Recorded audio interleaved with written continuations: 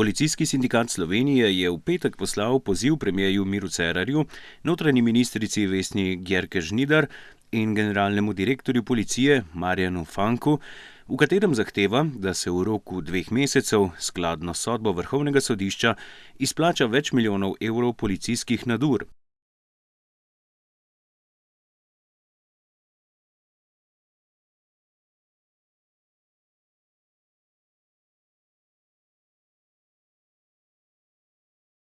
V nasprotnem primeru bo sindikat sodišče pozval k takojšnjemu razpisu narokov in čimprejšnji izdaji sodb.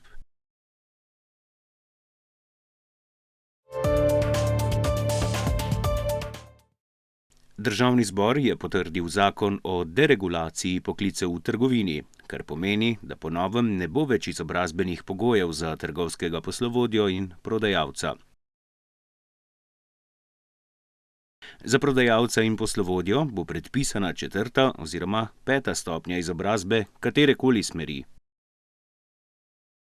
Doslej je namreč veljalo, da je moral imeti prodajalec končano srednjo poklicno, poslovodja pa najmanj srednjo strokovno izobrazbo. Državni zbor je hkrati potrdil tudi nov zakon o zaposlovanju tujcev, ki bo izboljšal položaj tujih delavcev pri nas in poenostavil birokratske postopke.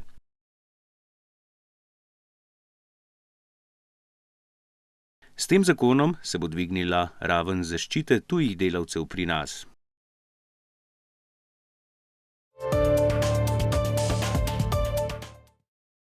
Slovenija je v zadnjih 14 letih zmanjšala število žrtev prometnih nesreč za več kot 60% in je zato v Bruslju prejela posebno nagrado za varnost v cestnem prometu. Slovenija je bila leta 2004 na 21. mestu s 137 mrtvimi udeleženci v cestnem prometu na milijon prebivalcev, lani pa je napredovala na 11. mesto med 28 članicami Evropske unije.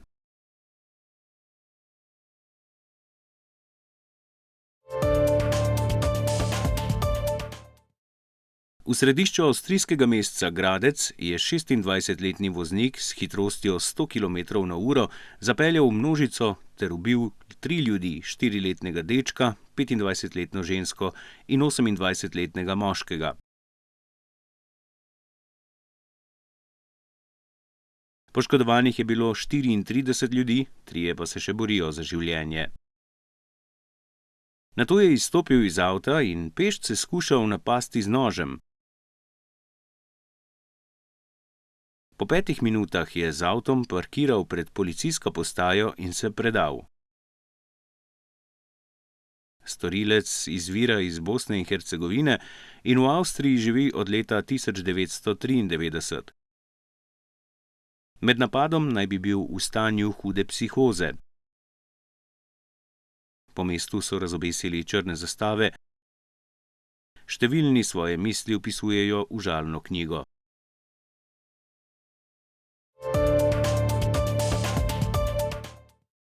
V Severni Koreji se spopadajo z najhujšo sušo v zadnjih 100 letih, saj je zaradi pomanjkanja padavin opustošenih kar 30% riževih polj.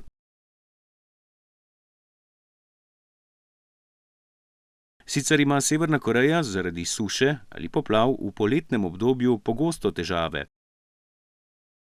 V zadnjih letih jim je uspelo zmanjšati škodo s sodobnimi kmetijskimi metodami in z zamenjavo poljskih pridelkov.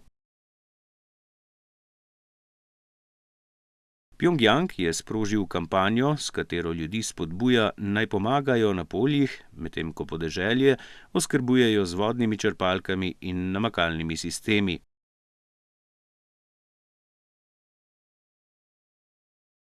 Združene narode je pozval k zbiranju $111 milijonov pomoči za Severno Korejo.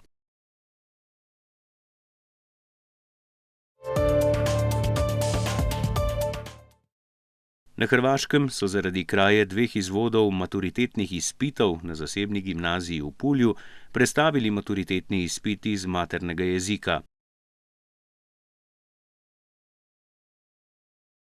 Takšna odločitev je razjezila dijake, ki so se pripravljali na preizkus. Opravljanje izpita so prestavili na 26. junij.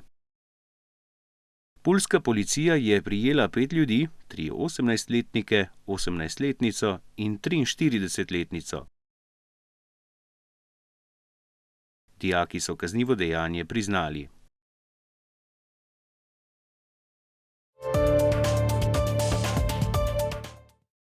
V soboto 20. junija se je odvijalo vodenje po državnem zboru v znakovnem jeziku s poslancem državnega zbora in tolmačem za slovenski znakovni jezik Janijem Möderndorferjem.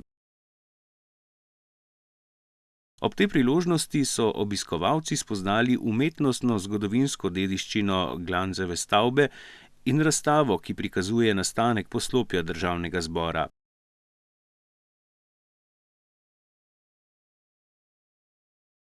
Obiskovalce je nagovoril tudi predsednik državnega zbora, dr. Milan Brglez.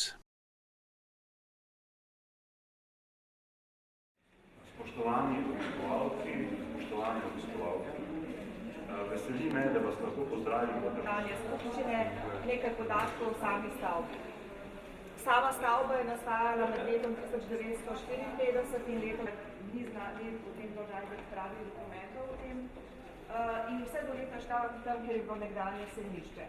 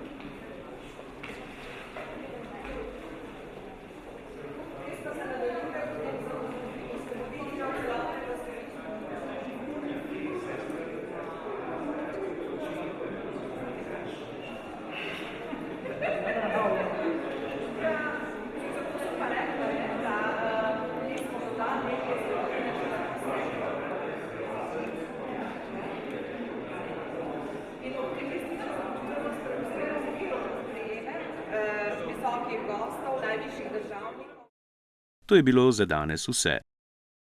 Med poletnimi počitnicami bomo oddajo 7 objavljali vsakih 14 dni. Naslednja oddaja bo na sporedu v sredo 8. julija. Do takrat pa lep pozdrav!